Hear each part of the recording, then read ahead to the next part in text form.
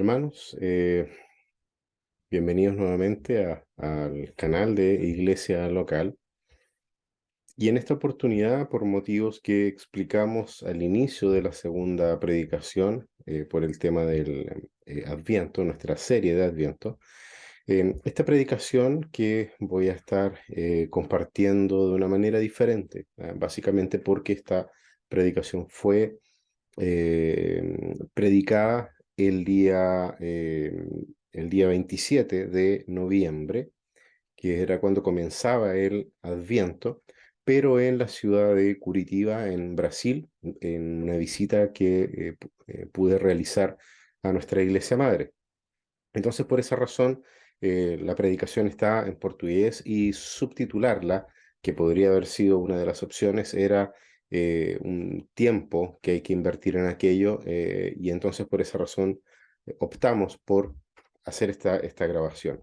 Sin embargo, la idea es que podamos también aprovechar de tener esa instancia de la predicación que no se pierda para poder tener también la secuencia completa. Hoy día me corresponde entonces poder hacer la predicación sobre Jeremías, o en el libro de Jeremías capítulo 33 del 14 al 18. Lo vamos a leer de aquí a poco. Y lleva por título Días Mejores, que es el nombre de la predicación sobre esta serie de Adviento y Navidad.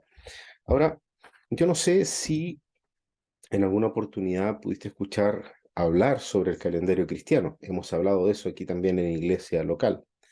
Básicamente, el calendario cristiano es una herramienta pedagógica que los cristianos de la antigüedad usaron para poder marcar el tiempo fuera del tiempo. ¿Ya? ¿A qué me refiero con eso?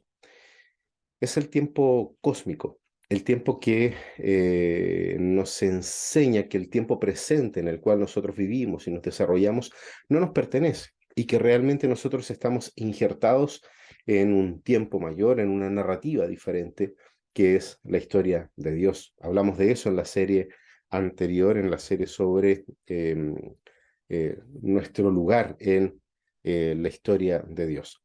Ahora, los ritmos del calendario cristiano están medidos por estaciones, que tal vez en más de algún momento has escuchado hablar. Navidad, Epifanía, Pentecostés, Pascua, en fin. Todas estas estaciones nos enseñan a que hay momentos en los que tenemos que esperar y hay momentos en los que tenemos que actuar. Hay momentos en los que somos llamados a estar solos y hay momentos en los que somos llamados a reunirnos. Hay otros momentos en los cuales somos llamados al arrepentimiento, y hay otros momentos en los que somos llamados a celebrar. Dentro del calendario nosotros tenemos el Adviento, y el Adviento es en esencia un tiempo de espera, pero no es cualquier espera por lo demás. La estación del Adviento está compuesta por los 4 domingos o 4 semanas previas, que preceden a Navidad, a la celebración de Navidad. Es una época de espera y también de anticipación, cuyos ritmos nos llevan a poder vivir en esa expectativa de las promesas descritas por los profetas sobre la venida de Jesucristo y los hechos marcantes respecto del nacimiento de Jesús. Es un tiempo de aprender sobre las implicaciones de nuestra vida actual, del hecho que tenemos un Dios que asumió nuestro lugar y que claramente Él providencia todos los medios para nuestra salvación, que es fiel y que cumple con sus promesas. Entonces, quiero invitarte a que podamos leer allí en Jeremías, así que puedes abrir ahí tu Biblia en Jeremías capítulo 33. Vamos a leer desde el versículo 14 hasta el versículo 18. La palabra del Señor dice así: He aquí, vienen días, declara el Señor, en que cumpliré la buena palabra que he hablado a la casa de Israel y a la casa de Judá. En aquellos días y en aquel tiempo haré brotar de David un renuevo justo, y él hará juicio y justicia en la tierra. En aquellos días estará a salvo Judá, y Jerusalén morará segura. Y este es el nombre con el cual será llamada: el Señor, justicia nuestra. Porque así dice el Señor: nunca le faltará a David quien se siente sobre el trono de la casa de Israel, Y a los sacerdotes levitas nunca les faltará quien en presencia mía ofrezca holocausto, porque ofrendas de cereal y queme ofrendas de cereal y prepare sacrificios todos los días. Muchas veces los profetas son vistos principalmente como personas que predicen el futuro. Sin embargo, ellos fueron esencialmente anunciadores de la palabra de Dios contra la idolatría, contra la apostasía, y que ciertamente fueron usados por Dios para poder justamente confrontar el pecado de su pueblo, a pesar de que en algunos momentos también Dios habló a personas que no correspondían a su pueblo. Algunos reyes, por ejemplo, fueron también confrontados por algunos profetas. Ahora, dentro de este género profético, nosotros podemos distinguir lo que se denomina las profecías o las palabras proféticas, denominadas como palabras proféticas eh, unilaterales, ¿ya? ¿Qué significa esto? Son palabras proféticas incondicionales y unilaterales, ¿ya? Voy a referirme a eso de una manera más detallada. Y también estaban las palabras proféticas condicionadas, que, como bien dice su nombre, eran condicionadas a las reacciones de las personas ante el mensaje recibido. Por su parte, las palabras proféticas incondicionales son aquellas promesas de Dios relacionadas al pacto con Abraham, Isaac y Jacob, a David, como fue aquí en este caso, a lo que Dios también dice que Él hará de nuevo y donde ciertamente Él prometió cumplir lo que Él dijo. Entonces, como no son palabras proféticas condicionadas, particularmente lo que leímos ahí en Jeremías, nada de esas promesas que fueron dichas en ese lugar dependen de alguna u otra manera de la obediencia de las personas. Dios simplemente haría que estas promesas se hagan realidad. Ahora, el capítulo 33 de Jeremías, el que leímos un trecho, es el último capítulo de un conjunto de capítulos que va del 30 al 33, conocidos como el libro de la consolación. ¿Ya? El capítulo 30 al 33 de Jeremías son conocidos con ese nombre, libro de la consolación. Son estos tres capítulos que están llenos de esperanza, que prometen una restauración y una redención para Israel y Judá. Y aquí nosotros necesitamos entender por qué Jeremías habla de consolación. ¿Será acaso que antes de esta consolación hubo algún tipo de condenación o advertencia? La verdad es que sí. Estos capítulos siguen una larga serie de profecías de Jeremías en contra de Jerusalén y de Judá durante los reinados de cuatro reyes particularmente: Josías, Joaquín, Sedequías y eh, Jehoaquín, ¿ya? Es muy parecido el nombre también del anterior. Ahora eso va de los capítulos 1 al 25.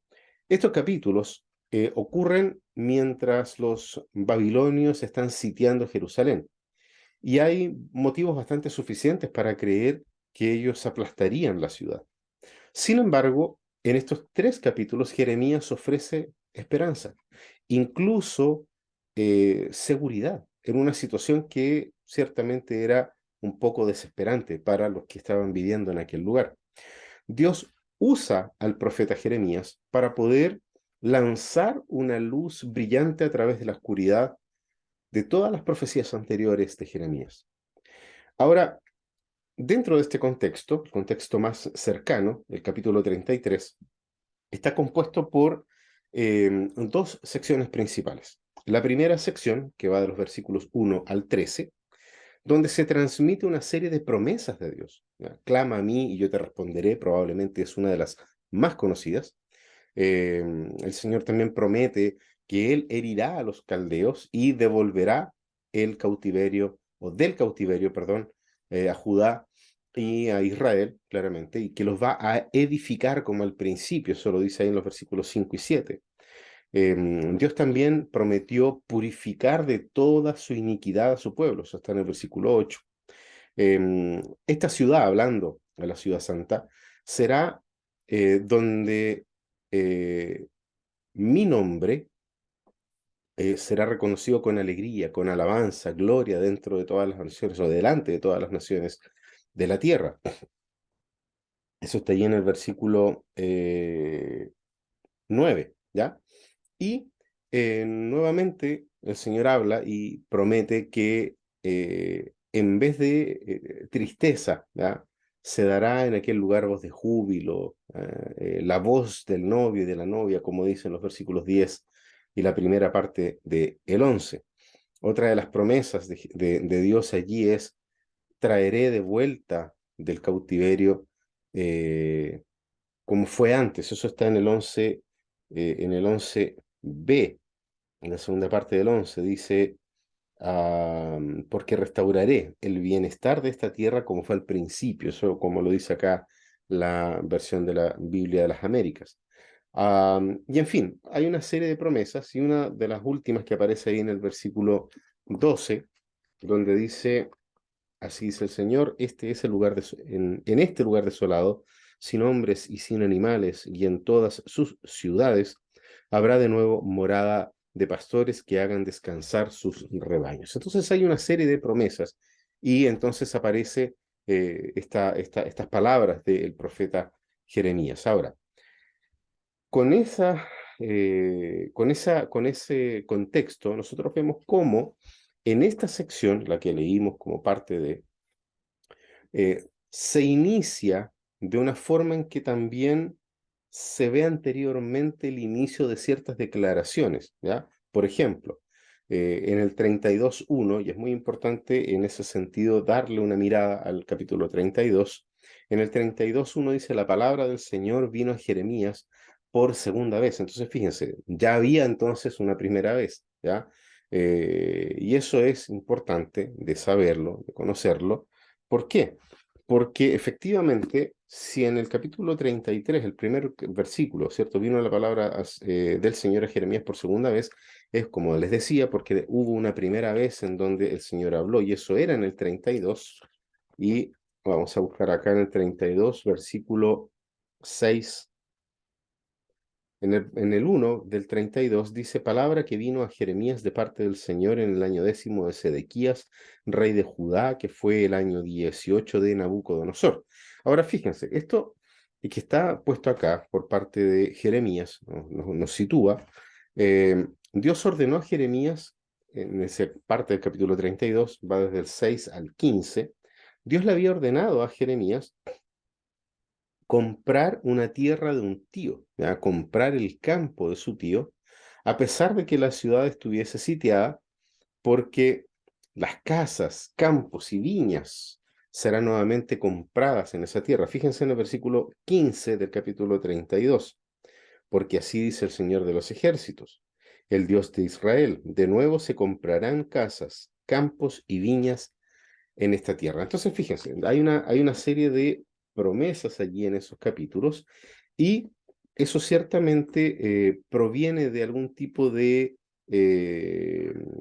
de expresiones de profecías de Jeremías que están haciendo algún tipo de eco sobre las declaraciones que acabamos de leer. Por ejemplo, si nosotros leemos allí en el versículo 26 en adelante, nuevamente la misma forma. Entonces vino palabra del Señor a Jeremías diciendo, y ahí entonces comienza toda una serie de profecías donde lo que podemos destacar dentro de los versículos que van desde el 26 hasta el 44, el Señor promete, dice, avisa de que traerá devastación a Judá, pero de la misma forma, Él también iba a traer sobre ellos todo el bien que él había prometido. Eso está en el 42, versículo 42 del capítulo 32. Así dice el Señor: como he traído a este pueblo toda esta gran calamidad, así he de traer sobre ellos todo el bien que les prometí. Entonces, esa es toda una sección que nos ayuda a entender el contexto en el cual nosotros estamos inmersos ahora. La segunda sección de la que yo estaba hablando va de los versículos 14 al 26 y tiene también palabras proféticas incondicionales referentes al rey David. Si ustedes se fijan en el versículo 15, dice, en el versículo 15, dice: porque así dice el Señor de los ejércitos, el Dios de Israel. Perdón, estoy acá en el 33, ya 33:15, ahí sí. Dice, en aquellos días y en aquel tiempo haré brotar de David un renuevo justo y él hará juicio y justicia en la tierra. Esa profecía es el tipo de palabra profética incondicional, ¿ya? Entonces, fíjense, ese es el contexto general en donde Dios está hablando a través del profeta Jeremías. Ahora, el versículo 14 comienza diciendo, he aquí, vienen días, dice el Señor, en que cumpliré la buena palabra que he hablado a la casa de Judá, a la casa de Israel y a la casa de Judá. Entonces, fíjense que, y busquen ahí también, véanlo en sus Biblias, dice, cumpliré la buena palabra que dije, ¿ya? O cumpliré las palabras que dije. Las palabras que dije. Esa promesa es para todo el pueblo de Dios. Fíjense que está Judá e Israel citados, estaban divididos, pero están citados juntos por el profeta. Entonces, eh, con ello claramente Dios está sugiriendo un reino futuro, unido, ¿ya? Un único reino. Y Dios hace la promesa y ciertamente Dios va a cumplir la promesa. Pero ¿cuál es esa promesa?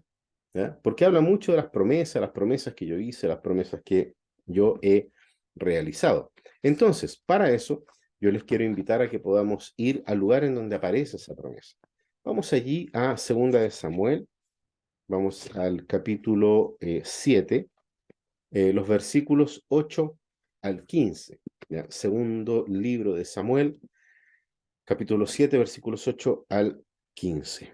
Ahora pues, así dirás a mi siervo David, así dice el Señor de los ejércitos, yo te tomé del pastizal de seguir las ovejas para que fueras príncipe sobre mi pueblo Israel. Y he estado contigo por donde quiera que has ido, y he exterminado a todos tus enemigos de delante de ti, y haré de ti un gran nombre como el nombre de los grandes que hay en la tierra. Asignaré también un lugar para mi pueblo Israel, y yo plantaré allí a fin de que habite en su propio lugar, y no sea perturbado de nuevo, ni les aflijan más los malvados como antes. Y como desde el día en que ordené que hubiera jueces sobre mi pueblo Israel, te daré reposo de todos tus enemigos, y el Señor también te hace saber que el Señor te edificará una casa. Cuando tus días se cumplan y reposes con tus padres, levantaré a tu descendiente después de ti, el cual saldrá de tus entrañas, y estableceré su reino. Él edificará casa a mi nombre, y yo estableceré el trono de su reino para siempre. Yo seré padre para él, y él será hijo para mí. Cuando cometa iniquidad, lo corregiré con vara de hombres y con azote de hijos de hombres. Pero mi misericordia no se apartará de él, como la aparté de Saúl, a quien quité de delante de ti. Entonces, en medio de todas esas profecías que habían sido dadas contra Israel y Judá, Dios usa al profeta Jeremías para recordar que él había hecho una promesa que no depende del desempeño del pueblo. Él, Dios, restaurará el trono y el sacerdocio fiel de Dios. ¿Ya? Y eso es muy importante porque es Dios el que tiene la última palabra. Fíjense los versículos 17 y 18 del capítulo 33. Así dice el Señor, nunca le faltará a David quien se siente sobre el trono de la casa de Israel, y a los sacerdotes levitas nunca les faltará quien en presencia mía ofrezca holocausto, que me ofrendas de cereal y prepare sacrificios todos los días. Entonces, si nosotros volvemos un poco a los versículos 15 y 16 de Jeremías capítulo 33, la palabra que es traducida aquí como la palabra justicia, ¿ya? Palabra justicia. Es la palabra sadek y es usado también para poder referirse a algo que es un renuevo legítimo, ¿ya? O sea, que por derecho es entonces renovado. Así ese renuevo, ¿ya? Hará juicio y justicia. Y es muy interesante porque un rey necesita primero ser legítimo para luego poder actuar con justicia, ¿cierto? Entonces la imagen que coloca el profeta es muy potente. Desde un gran árbol derrumbado, cortado, Dios levantará un renuevo. Ahora, como ese renuevo es legítimo, entonces es el único que puede realmente ejecutar justicia y rectitud, y con ello cumplir todas las expectativas de la realeza israelita que el propio Dios había establecido. Entonces, fíjense, será en ese momento que el pueblo, ahí está hablando de Judá y Jerusalén, van a poder habitar seguro. Versículo 16, en aquellos días estará a salvo Judá y Jerusalén morará segura. Entonces el profeta dice también aquí que solo en ese renuevo, en el renuevo que él, Dios, levantará, solo en ese renuevo, Jerusalén será lo que Dios pretendía que fuese, desde el principio, desde el inicio. ¿Y qué era eso? Una ciudad conocida por su justicia. O sea, sería de manera ya definitiva la ciudad de la paz. Jerusalén iba a ser llamada entonces la ciudad de la paz. Pero no solamente habla de un rey el texto, también nos habla de un sacerdote en el versículo 18. Si bien es cierto, está hablando de la casta sacerdotal. Y no es cualquiera, no es un cualquiera dentro de esa casta sacerdotal, sino que es uno que ofrecerá sacrificio, holocausto, todos los días. A los sacerdotes levitas nunca les faltará quien, en presencia mía, en presencia de Dios, delante de la presencia de Dios, ofrezca holocausto, que me ofrendas de cereal y prepare sacrificios todos los días. Entonces, fíjense, es un sacrificio permanente. Entonces, simplemente no puede ser cualquier sacerdote, cualquier levita. Dios está indicando que restaurará definitivamente, por un lado, el trono, como también va a restaurar de manera definitiva el sacerdocio. Y entonces, es muy interesante, ¿por qué? Porque el primer domingo de Adviento, ¿ya?, en el calendario cristiano, se declara la primera luz, se prende la primera luz como señal de que justamente en medio de las tinieblas aparece la oportunidad de una luz. Y eso es lo que el profeta dice a la ciudad de Jerusalén, a Judá y a Jerusalén, el pueblo de Dios que estaba dividido. Después de las tinieblas, la luz. El profeta es usado por Dios para revelar que él estaba pronto a cumplir con las promesas de días mejores para su pueblo. Y la espera había terminado. El renuevo vendría. Dios estaba ya diciendo, ahora sí viene ese renuevo. Y es muy interesante que ese renuevo, por las características explícitas de justicia y sacerdocio, no es otro, sino solamente Jesús. El propio Dios encarnado, el único que podía cumplir con las expectativas del propio Dios. La plena justicia se estaba acercando al mundo.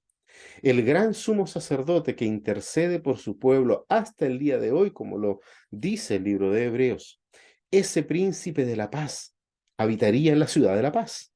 El sol de la justicia, el esperado de las naciones, en fin, todos los nombres que recibe Jesús estaban comenzando a revelarse. Pero, hermanos, este mensaje no solamente puede quedar en el pueblo de Israel en ese tiempo. Ese mensaje también para nosotros es hoy, es para nosotros en el siglo XXI. Ese oráculo de salvación del profeta Jeremías trae ciertamente para nosotros tres cosas que nos pueden ayudar en este tiempo de Adviento, en este tiempo de espera.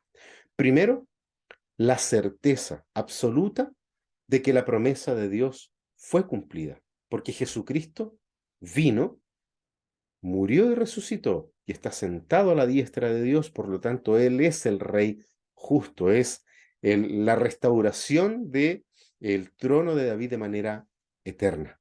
Lo segundo, la confianza de que Cristo es nuestro sacerdote, que ofreció un sacrificio una vez y para siempre, es un sacrificio eterno. El sacrificio de su propia vida. ¿Para qué? Para que nosotros pudiéramos andar y habitar en qué cosa, en la paz de Él, en ese shalom que esperaba el pueblo y que es transferido hacia nosotros, la paz con Dios. Y lo tercero que nosotros podemos también ver y sacar de provecho de este texto es la seguridad de que Cristo transformó el juicio en salvación y en bendición para su pueblo.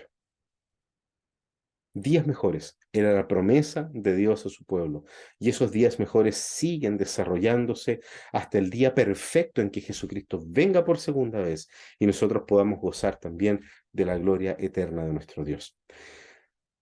El alejarnos de las profecías del Antiguo Testamento, que a veces se resisten de ser predicadas porque es complejo, hay que estudiar mucho, pero apartarnos de las profecías del Antiguo Testamento equivale a que como pueblo de Dios flotemos en el aire, sin raíces, sin historia, sin un ancla en el tiempo y en el espacio.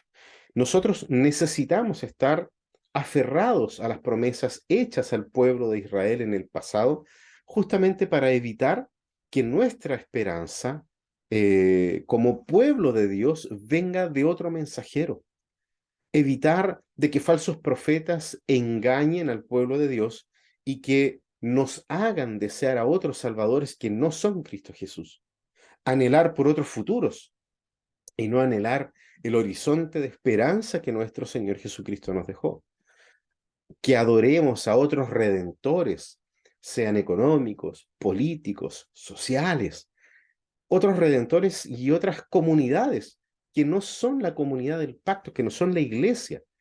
Entonces, caminamos hacia ese otro lugar cuando no estamos anclados a las promesas de la esperanza de la venida del Mesías, que ya vino, ciertamente, pero que también vendrá.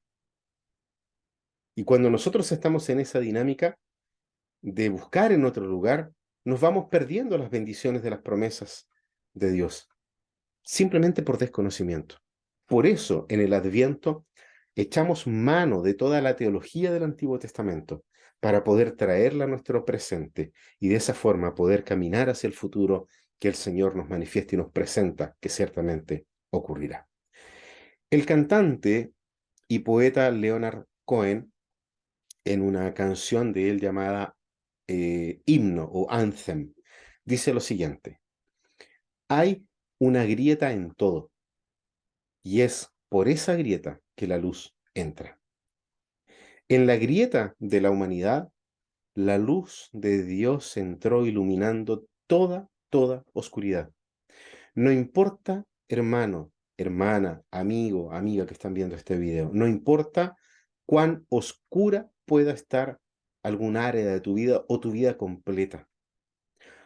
Hay una grieta en toda tu vida y la luz de Cristo va a entrar por esa grieta, va a iluminar cada rincón de tu oscura vida para poder traerte la paz con Dios. Que el Señor les bendiga y que el Señor siga iluminando los rincones oscuros de nuestras vidas para poder glorificarle a Él como el Rey Supremo de todas las cosas. Nos vemos el próximo domingo ya en el tercer culto de Adviento aquí en Iglesia Local. Que el Señor les bendiga.